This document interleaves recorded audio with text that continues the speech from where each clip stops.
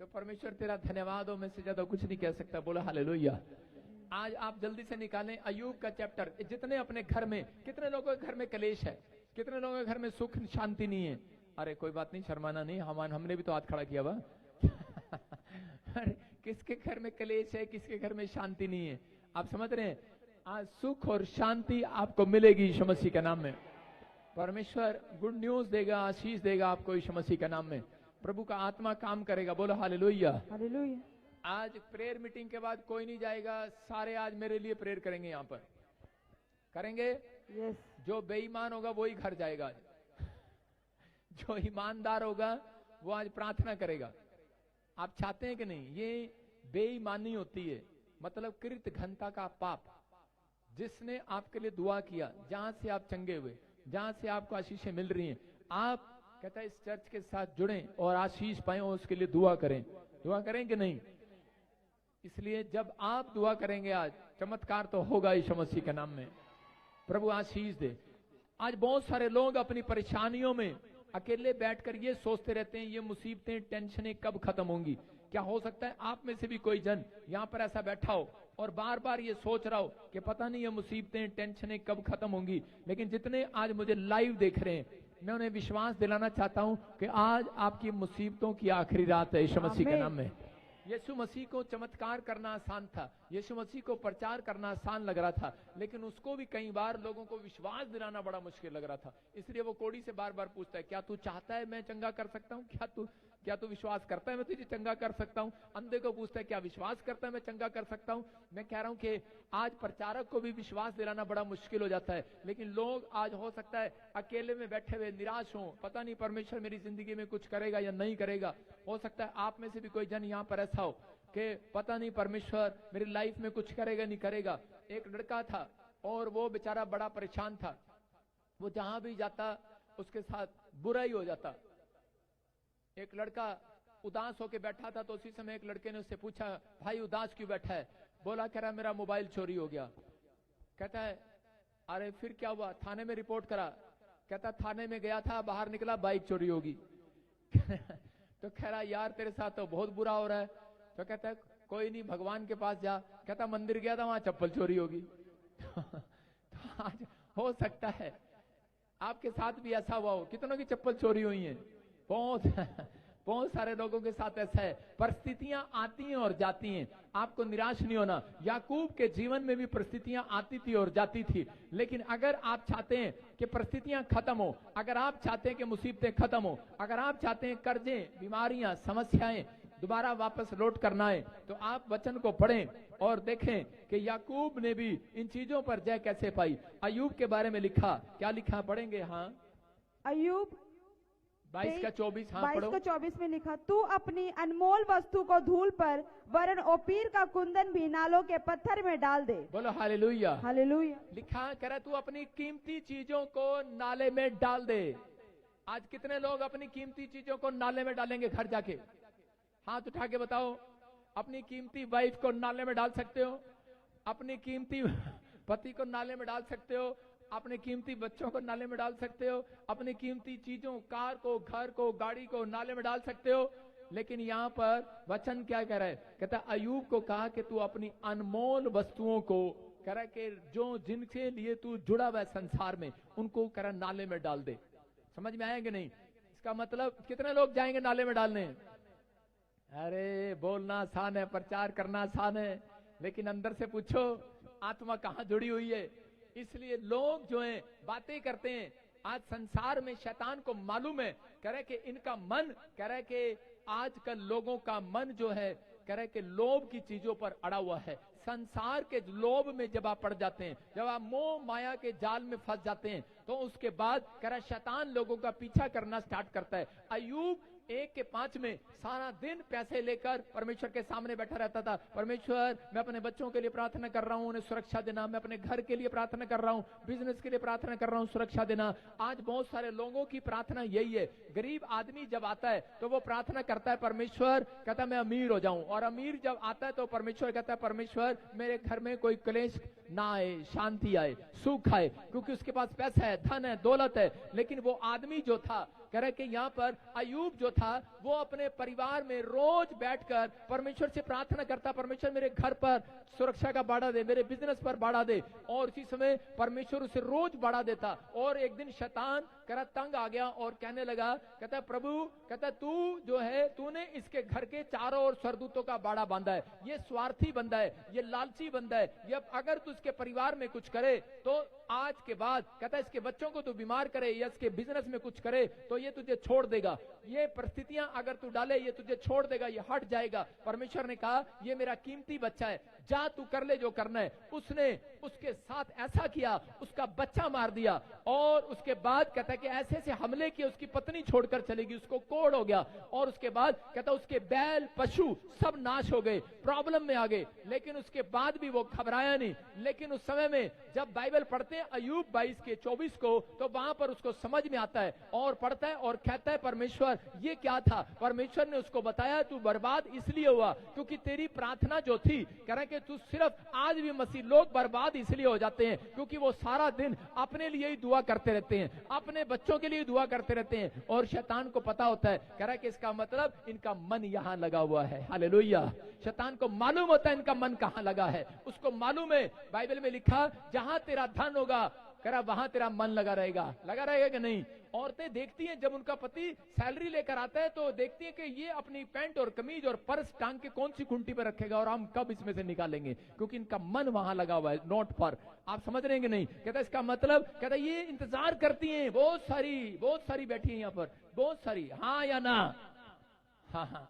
देखो अभी इसी समय कह रहे कि आज इसलिए कहता है बहुत सारे लोग दुख में, तकलीफ में इसलिए घिर जाते हैं क्योंकि शैतान को पता है, कह रहा अगर एक व्यक्ति मोह माया के जाल में फंसा हुआ है, अगर एक व्यक्ति कह रहा उसके मन में परिवार के लिए बस चिंता, परिवार के लिए, परमेश्वर का आत्मा कह रहा अगर आपको शैतान को हराना है, अगर उस प्रॉब्लम को जो आप फेस कर रहे हैं खत्म करना है, तो आपको कह रहा है कि डेली कहता है अपने अंदर ये पैदा करो विश्वास कि मैं कुछ 2 लोगों को रोज अपनी गवाही दूं। हालेलुया।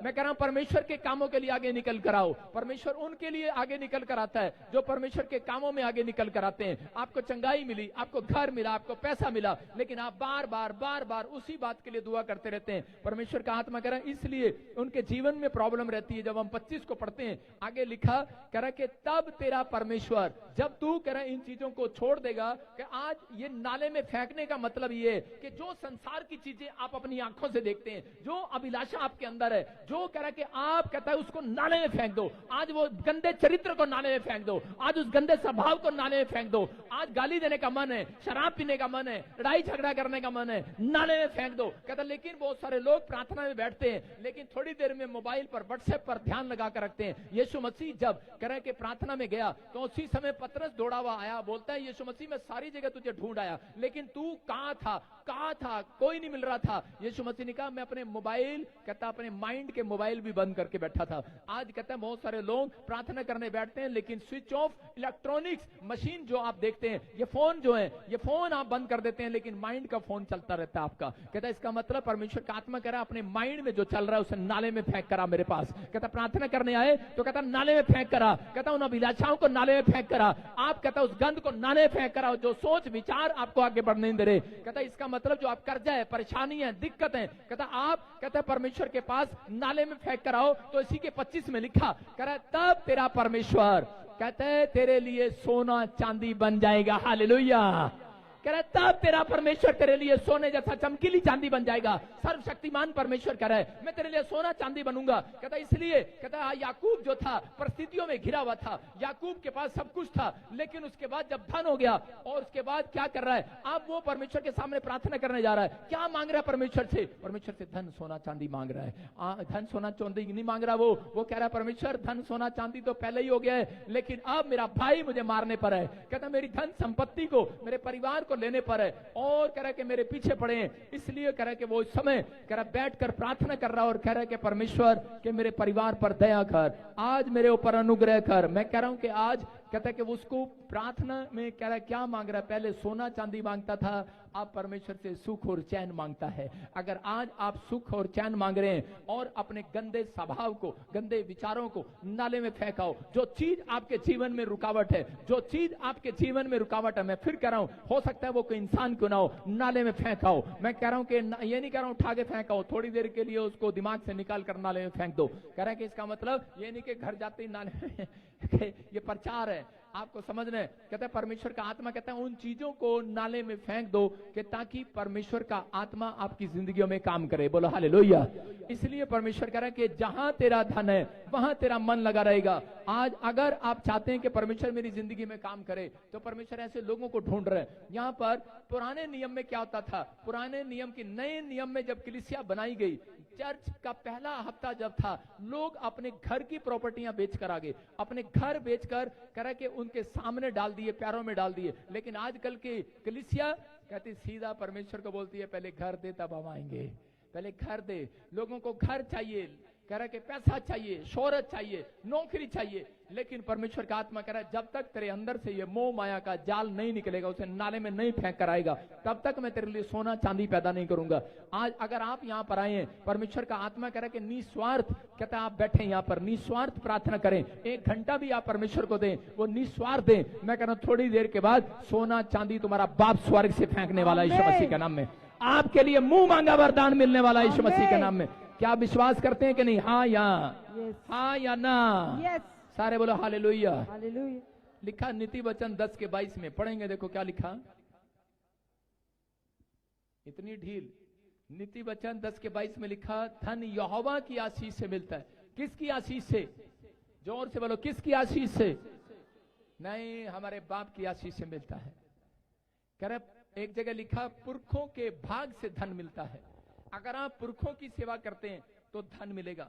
लेकिन यहाँ पर कुछ लोगों का स्टैंडर्ड है कि हम सुबह जाते हैं, हम कमा कर लाते हैं, बाप आता है घर पर और बच्चों पर रोब मारता है, बोलता है, कह रहा है पत्नी पर रोब मारता है, तेरे को पता है मैं कमाता हूं और तुम खाते हो सारा दिन, सोते हो यहाँ पर, कह रहा है रोब मारता है। लेकिन परमेश्वर का आत्मा कह रहा है, कहता है कि आप नहीं कमा रहे, क्योंकि धन यहोवा के भाग से मिलता है। हालेलुया। धन यहोवा की आशीष से मिलता है, और लिखा वो उसमें दुख नहीं मिलाता। अगर आज आप कह रहे कि धन लेकर आते हैं और 1 महीने में आपका धन सपट जाता है, आज बीमारी में, आज कर्जे में, आज एक्सीडेंट में, आज कोई साला उधार ले गया, आज साली उधार ले गई, आज कह रहे मामा उधार ले गया, आज बहुत सारे लोगों के साथ ऐसा है। कितने लोगों के साथ ऐसा है? लेकिन कह रहा है धन तो आपके पास हो सकता है, लेकिन उसके अंदर लिखा, कह रहा है बहुत सारे लोगों के धन में कीड़ा है, बहुत सारे लोगों के धन में आशीष नहीं है, दुख है। कहता है वो उनके पास पैसा हो सकता है लेकिन उनकी लाइफ में दुख है। यायर नाम का व्यक्ति था, बड़ा सरदार था, और कह रहा है कि उसका पास धन है, शोहरत है, नाम है, पैसा है, लेकिन घर में पड़ी हुई लड़की को देखकर, मरी हुई लड़कियों को देखकर रोता हुआ सूरत लेकर कह रहा है यीशु मसीह के चरणों में आता है, बोलता है मेरे घर में शांति नहीं है, मेरे घर में कलेश है, मेरे घर में बीमारी है, मेरे घर में एक बेटी है, छोटी बेटी मेरी मरने पर है, बोलता है कह रहा है मैं परेशान हूं। पवित्र आत्मा यीशु मसीह ने कहा, कहता कि चल मैं तेरे साथ चलता हूं। कह रहा अगर तू विश्वास करे, कह रहा कि आज तेरे घर में खोया हुआ धन वापिस आएगा, खोया हुआ बच्चा वापिस आएगा, कह रहा खोया हुआ, कह रहा कि वो जो भी आपकी खोई हुई चीज है आज रात कह रहा यीशु मसीह वापिस देने के लिए जा रहा है यीशु मसीह के नाम में। लेकिन आपको फैसला लेना है कि परमेश्वर मैं अब से जो भी संसारिकता की चीज है मैं नाले में फेंक कराऊंगा। कहां फेंक कराओगे? लेकिन वहां पर लिखा जो कीमती चीज है, सोना चांदी जो था। कितने लोग अपने पर्स को नाले में फेंक के आओगे? हमारे यहाँ अंदर ही नाला, यहाँ पर कितने आप सारे अपना पर्स उठाओ, कितने लोग फेंक कराएंगे वहां पे? लेडीज जेंट्स बताओ। हमने वहां फिल्टर लगाया, बाद में उठवा लेंगे। बोलो हालेलुया।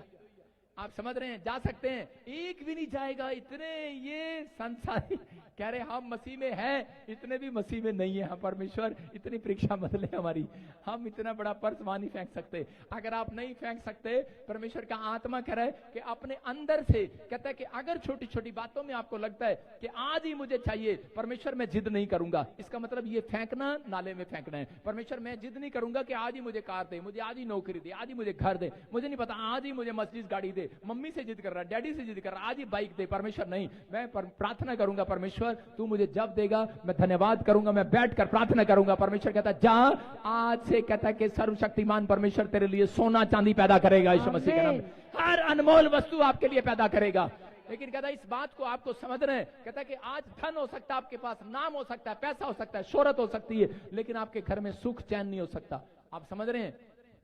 सबको जय मसीह की। मैं जतिन बब्बर और आप देख रहे हैं मसीह परिवार चैनल। जैसे कि आप सब जानते हैं कि मैं इस चैनल पे प्रभु के अलग अलग दासों की वीडियोस डालता हूं, तो अगर आपको हमारा चैनल अच्छा लगता है तो आप इस चैनल को ज़्यादा से ज़्यादा सब्सक्राइब जरूर करें, ताकि आप प्रभु के वचन को सुन सके। वीडियोस को ज़्यादा से ज़्यादा शेयर करें, ताकि जिन लोगों तक वचन नहीं पहुंचा उन तक भी वचन पहुंच सके।